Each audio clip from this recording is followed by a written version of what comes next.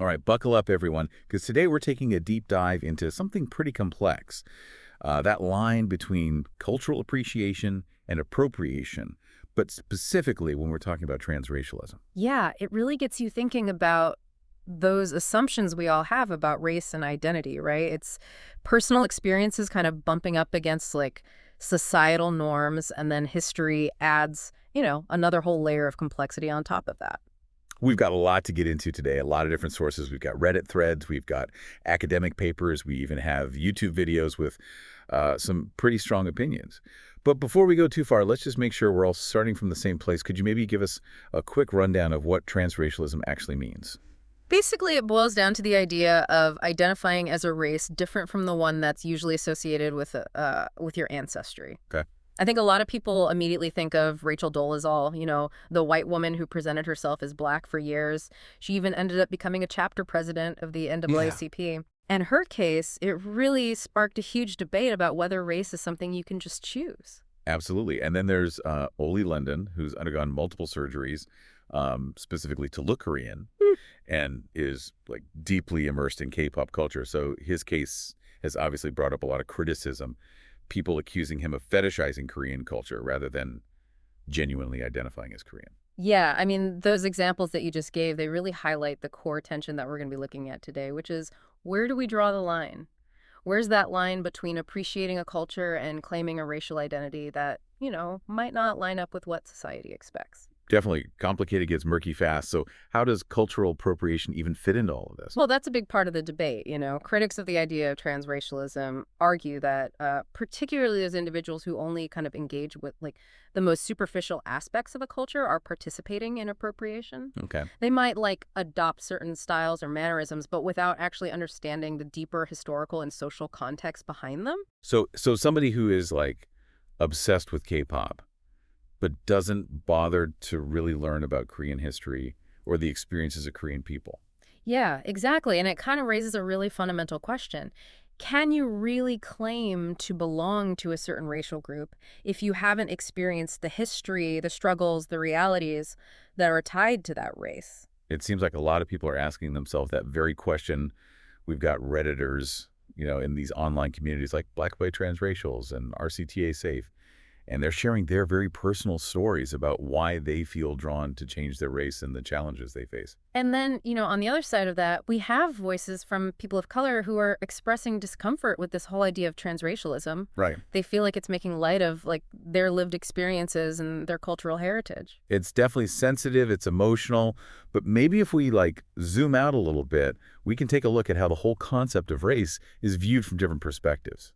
Yeah, that's a good point. If you look back throughout history, people have been put into categories in so many different ways, often by their tribe or their origin, not necessarily skin color. Mhm. It's only been like relatively recently that we've seen these strict racial classifications come up based on what you look like. And even those differ across cultures. It is interesting. It makes you think about like how different cultures see race. We see this contrast, right, between Brazil's more fluid racial categories and then the U.S.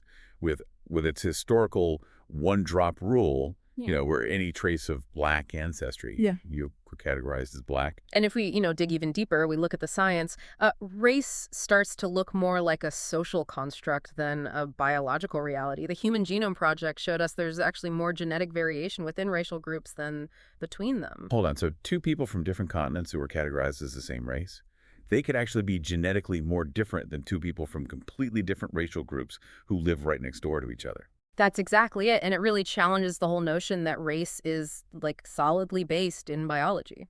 So where does that leave us? If race is like largely a social thing that we've created, does that make the idea that individuals should be able to self-identify racially? Yeah. Does that make that idea stronger? That's where things get really interesting.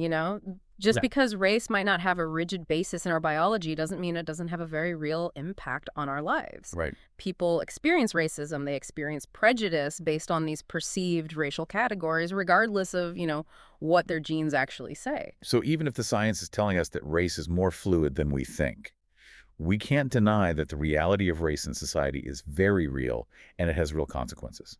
Exactly. And it brings us back to that core question we were talking about. Can you truly understand and claim a racial identity if you haven't lived the full reality of being that race? Like Wow. the history, the societal context, the whole thing. Wow, we're getting into some heavy stuff here. I feel like we're just like scratching the surface. There's just so much more to dig into when it comes to this idea of cultural appropriation versus appreciation within transracialism. There really is. And it's a conversation that's happening right now. There are perspectives evolving all the time, especially with, new technologies and social trends popping up. It's definitely making me think about my own assumptions. Okay, so let's dive a little deeper, shall we? Right.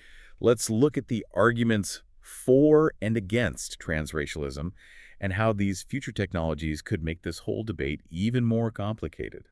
One of the more compelling arguments that you hear kind of draws a parallel to the transgender experience. So you mean like if we accept that someone can be transgender, like they can identify with a gender that's different from the sex they were assigned at birth, why not apply that same logic to race? Right, exactly. It's about that self-identification, that, personal autonomy. And several sources actually point out that if those principles are good for gender, then they should be good for race as well. It makes you wonder if, like, some of the opposition to this idea of transracialism might be coming from a discomfort with really challenging those existing categories of race we have. I mean, Yeah. throughout history, those in power haven't they always like resisted these big social shifts? That is a perspective that comes up in a few sources. Yeah, they argue that just like ending slavery or, giving women the right to vote or even recognizing LGBTQ plus rights, there's always that pushback whenever we try to expand how we define ourselves. So they're basically saying like maybe accepting transracial identities is just the next step in this evolution of how we understand and define who we are. That's the argument, but there are definitely, strong voices pushing back against that. What are they? What are their biggest concerns? A lot of it centers around that idea of lived experience. Like, can someone really claim that they belong to a certain racial group if they haven't actually experienced the things that come with it, the systemic racism, the prejudice, the historical trauma? It reminds me of that Reddit thread we read where a Black user talked about, his experience with racism in Europe. And he said something like, you can't just feel that. It's inherent to being that race, no matter how connected you feel to the culture. Yeah, exactly. And some people argue that those who identify as transracial, especially if they're mostly engaging with, like surface level stuff like fashion or music, they're engaging in a form of cultural appropriation, almost like they're playing dress up with a race instead of really understanding it. Right. Like that criticism that Ollie London gets, Mm. right? He seems so focused on those physical transformations to look Korean.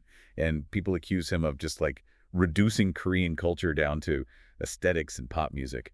And that really gets to the heart of this cultural appropriation debate. It's one thing to admire and learn about another culture, but to actually claim you are a member of that race without understanding its complexities, its lived realities, that's where it gets ethically tricky. Finding that line between appreciation and appropriation, it's tough. Have you ever felt drawn to another culture? Where do you draw that line for yourself?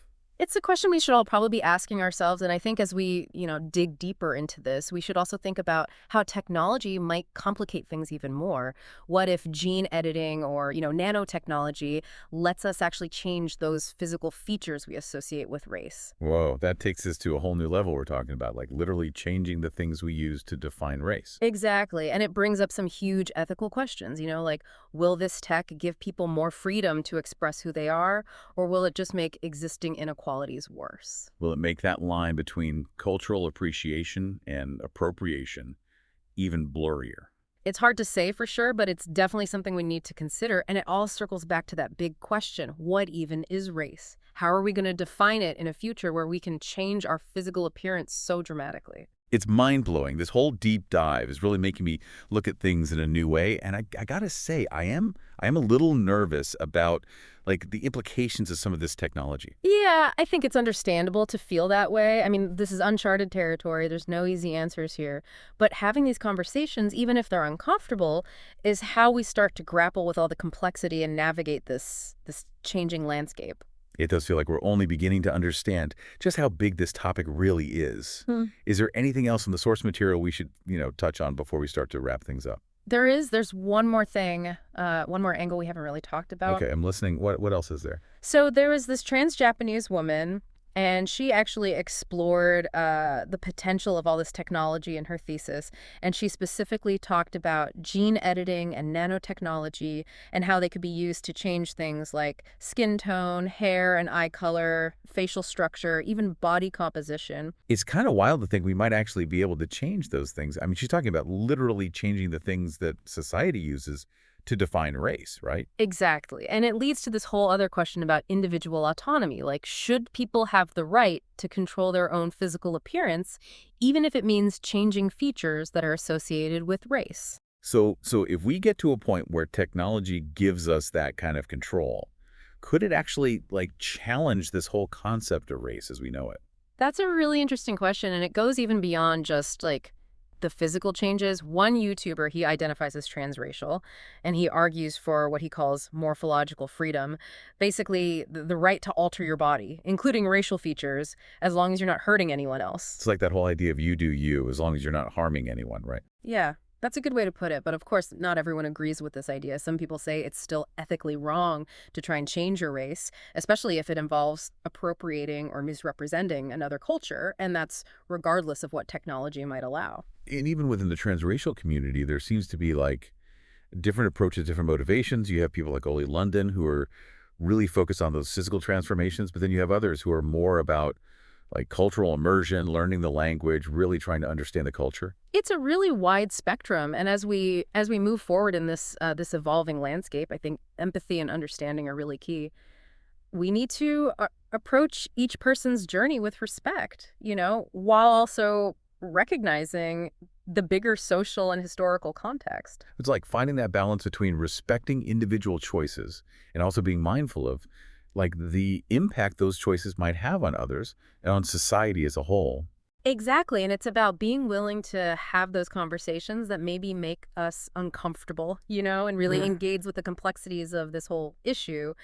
It's easy to get caught up in the sensationalism of it all, but when you really break it down, it's about these very human desires, belonging, identity, self-expression. That's a really good point. I think this whole deep dive has been like a real eye-opener. We've gone from the history of how we classify race to the potential for technology to actually like redefine what race even is. It's been quite a journey, and it really highlights how connected our own individual identities are to these bigger forces in society. Well, I want to thank you for joining me on this deep dive. It's definitely been thought-provoking, and I hope it's made everyone listening a little bit more curious and maybe even challenged some assumptions along the way. And as always, we encourage everyone to keep exploring, keep asking those questions, and keep the conversation going. Who knows what the future holds for transracialism and how we understand race, but one thing's for sure, it's going to be interesting. And on that note, that is going to wrap up this episode for us. But before we go, I want to leave you with one final thought. If we ever reach a point where technology lets us really change our physical appearance, including those features we associate with race, will it make society more inclusive? Will race become less important? Or will it just create new forms of division and inequality? It's definitely something to think about as we move into this uncharted territory. Thanks for listening.